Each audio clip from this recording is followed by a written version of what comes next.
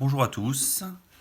Nous allons corriger les exercices 10 et 11 du cours sur les variables aléatoires discrètes et la loi binomiale. Alors commençons par l'exercice 10. Les études statistiques montrent que lors d'une naissance, la probabilité d'avoir un garçon est d'environ 0,51. On choisit au hasard une famille de 4 enfants où les naissances sont supposées indépendantes et on s'intéresse au nombre de garçons. La première consigne est justifier que cette situation peut être modélisée par une loi binomiale. Alors, lorsque on a cette situation, en fait, ça revient à répéter 4 fois. On répète 4 fois. Alors, de manière identique et indépendante. Je pense qu'on peut se mettre d'accord sur le fait que le fait d'avoir eu un garçon ou une fille d'abord ne change pas la probabilité d'avoir ensuite un garçon ou une fille. Donc il y aura bien une indépendance du fait d'avoir eu déjà un garçon ou une fille au fait d'avoir à nouveau un garçon ou d'avoir une fille. L'indépendance semble... voilà, on peut se mettre d'accord sur l'indépendance. C'est un choix. On répète donc 4 fois de manière identique et indépendante. Une expérience aléatoire. C'est une expérience aléatoire. Pourquoi ? Parce qu'on ne connaît pas, on connaît bien les conditions de réalisation de l'expérience, mais on ne connaît pas l'issue. Donc c'est une expérience aléatoire à 2 issues, c'est-à-dire garçon ou fille.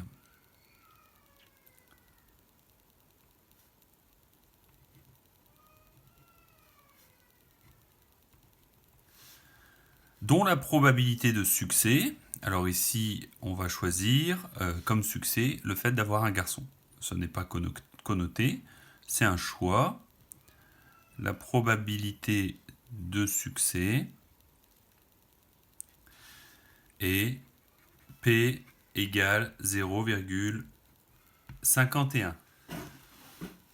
Le nombre de succès,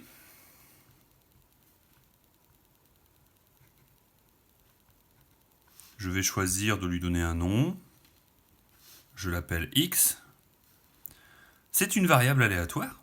Le nombre de garçons qu'on aura eu au terme de cette répétition de 4 expériences de façon identique et indépendante, le nombre de garçons suit, d'après ce qui a été vu dans le cours, la loi binomiale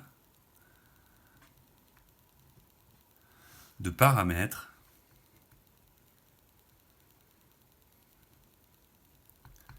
n égale 4, 4 répétitions, et p égale 0,51.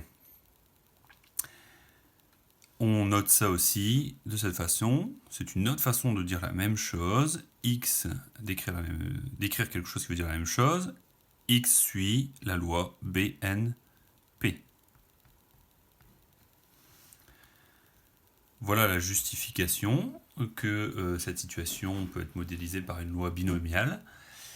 Et maintenant, la probabilité qu'on cherche, c'est la probabilité que la famille compte au moins un garçon. Mais le nombre de garçons, nous, on l'a appelé X. Donc on va traduire cette question en termes de valeur de X. Quelle est la probabilité que le nombre de garçons soit de au moins 1, c'est-à-dire supérieur ou égal à 1. Ça, on va le calculer à la calculatrice, et vous savez le faire parce que je vous ai déjà mis une vidéo pour vous montrer comment on calcule avec la loi binomiale avec la NumWorks. Je vous montrerai aussi avec une Casio. Donc, je vous montre, donc c'est pas du tout le bon mode. On va aller dans le mode probabilité.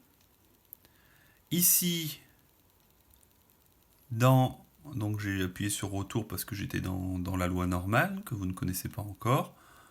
Loi binomiale. Je rentre n égale 4, p égale 0,51. Suivant. Et ici, je dois retrouver mon p de x supérieur ou égal à 1. Donc, hop, mise au point.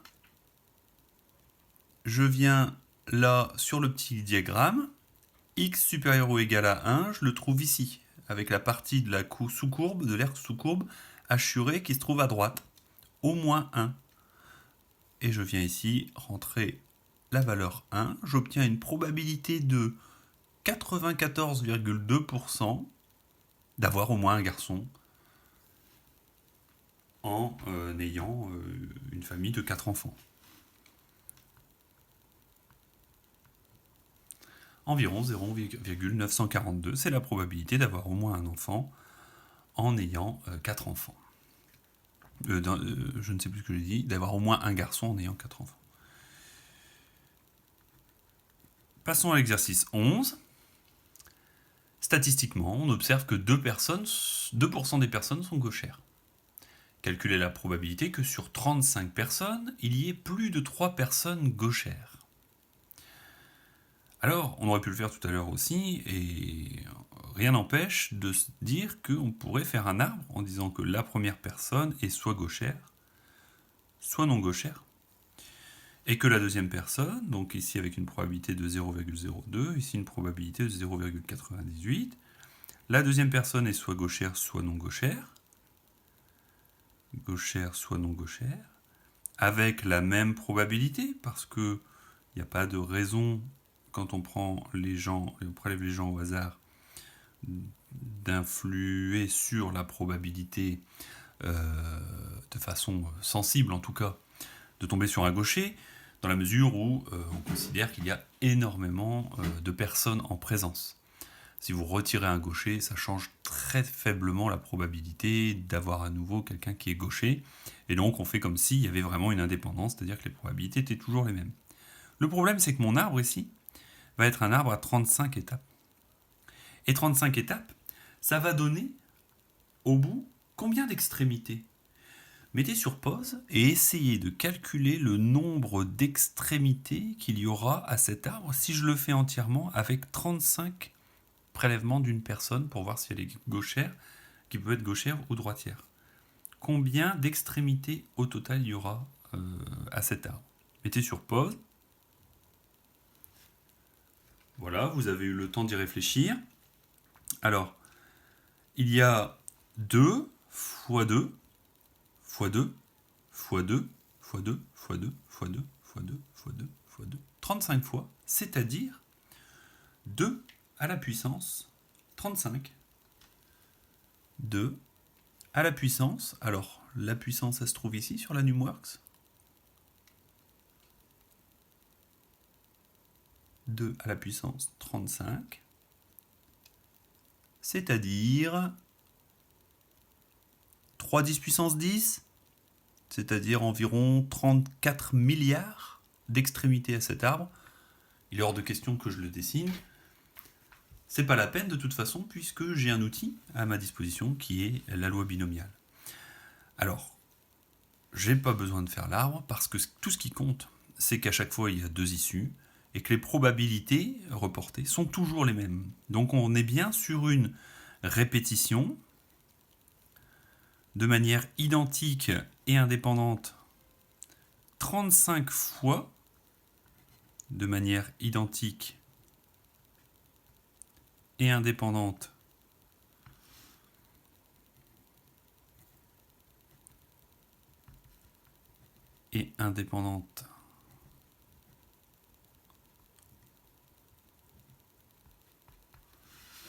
une expérience aléatoire à 2 issues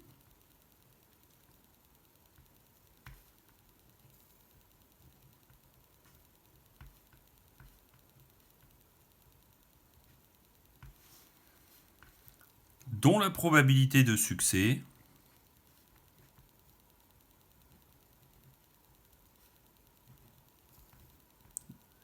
de succès est P égale 0,02. Ici, le succès étant la personne est gauchère. Le nombre de succès. Alors ici, il faut que je lui donne un nom à ce nombre. Le nombre de succès, je peux l'appeler encore X. Allez, je vais prendre Y parce que j'ai pris X sur l'exercice d'avant. Suit la loi binomiale de paramètres n égale 35 et P égale 0,02.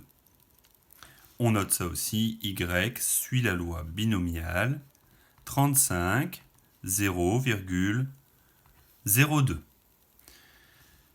Et la question qui nous est posée, c'est dans cet échantillon de 35 personnes réalisées, quelle est la probabilité qu'il y en ait au moins 3, qu'il y ait plus de 3 personnes gauchères?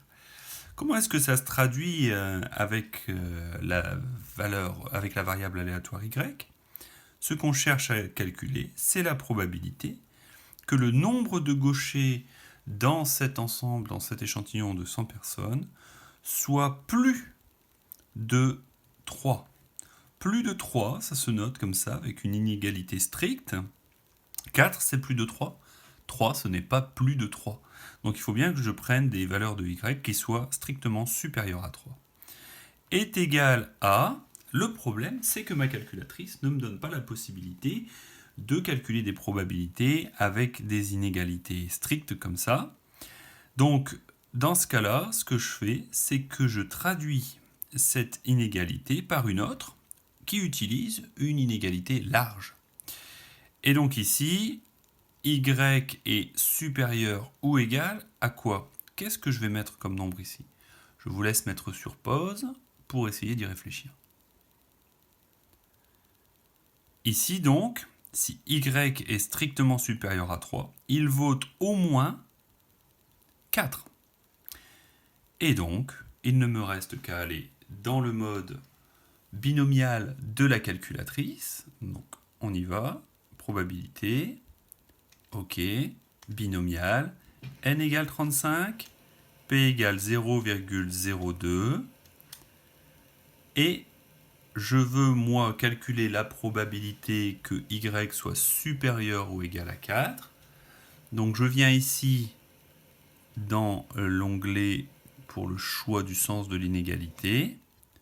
Je mets un 4 et j'obtiens une probabilité de 0,005 à peu près, c'est-à-dire environ 5 10 moins 3, 5 pour 1000. Il y a 5 chances sur 1000 d'avoir plus de 3 gauchers. Donc la probabilité est quand même très faible d'avoir ici plus de 3 gauchers dans cet échantillon de 100 personnes. Alors voici les manipulations à réaliser sur une Casio pour calculer par exemple cette probabilité-là, P de x supérieur ou égal à 1. Ce qu'il faut savoir, c'est que sur la Casio, il n'est pas possible de calculer directement ce genre de probabilité. La Casio sait uniquement calculer des probabilités du genre P de x égale K ou P de x inférieur ou égal à K. Alors, on va se ramener dans cette situation à l'un de ces deux cas. Qu'est-ce que ça veut dire ici qu'on a au moins un garçon? Ça veut dire, c'est la même chose, qu'on n'a pas aucun garçon. Ne pas avoir aucun garçon, c'est bien avoir au moins un garçon. Donc on va dire que la probabilité que x est supérieur ou égal à 1 vaut 1 moins la probabilité que le nombre de garçons dans cette famille soit égal à 0. Et ça, par contre, on sait le calculer avec la Casio. C'est ce qu'on va faire. En allant dans le mode donc, menu, on va dans le mode stat. Si vous avez un problème de pile, remplacez-les. Ensuite, on va dans dist, comme distribution. On cherche dans ce menu le mode binomial, il est en F5 pour moi. Et ici, on voit qu'on a BPD et BCD. BPD, c'est pour celui-là. P de x égale. BCD, c'est pour celui-là. P de x inférieur ou égal. Donc ici, moi, je veux calculer P de x égale 0. Donc, je vais dans BPD. Il faut vous mettre en variable. Si vous êtes en data list, vous vous mettez en data variable. Et puis ensuite, vous tapez le x. Le x ici, c'est 0. Le nombre d'essais, numTrial, c'est 4, puisqu'on a 4 enfants. Et la probabilité du succès, c'est 0,51. Il suffit ensuite de demander l'exécution. On obtient 0,058. Donc 1 moins 0,058. Ça, c'est à peu près la probabilité. Et ça vaut environ, si je le tape ensuite dans l'écran de calcul classique, 1 moins 0,058. Environ 0,942. On retrouve bien le résultat qui était donné ici. Ça demande un peu plus de travail et c'est pour ça que je vous avais dit que la NumWorks c'était plus pratique. Et ici, pour ce deuxième exercice, alors cette fois-ci, on ne va pas pouvoir passer par le 1 moins P de Y égale 0, mais par contre, on peut traduire le fait d'avoir au moins, partons plutôt du plus de 3 gauchers, c'est le contraire.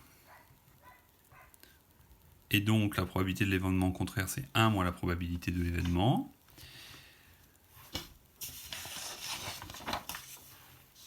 P de Y strictement supérieur à 3, c'est 1 moins P de Y inférieur ou égal à 3. Avoir plus de 3 gauchers, c'est le contraire d'avoir au maximum 3 gauchers.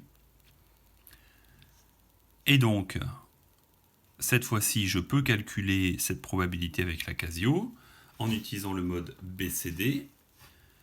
Je viens donc ici, menu, stat, toujours ce problème de pile, dist, binôme, non plus BPD mais BCD. Je suis toujours en variable pour les datas. Le x, cette fois-ci, ce sera 3. NumTrial, c'est 100 personnes que j'ai prélevées, me semble-t-il. Non, 35, pardon. 35 personnes. La probabilité du succès, c'est 0,02. Et donc, la probabilité P de Y inférieure ou égale à 3, c'est 0,994. Et alors, après le 4, c'est un 8. Donc, si on arrondit correctement, c'est 995. C'est à peu près la probabilité et ça vaut environ 0,005. Voilà, il faut ruser un peu, mais on s'en sort quand même avec la Casio comme avec une autre calculatrice.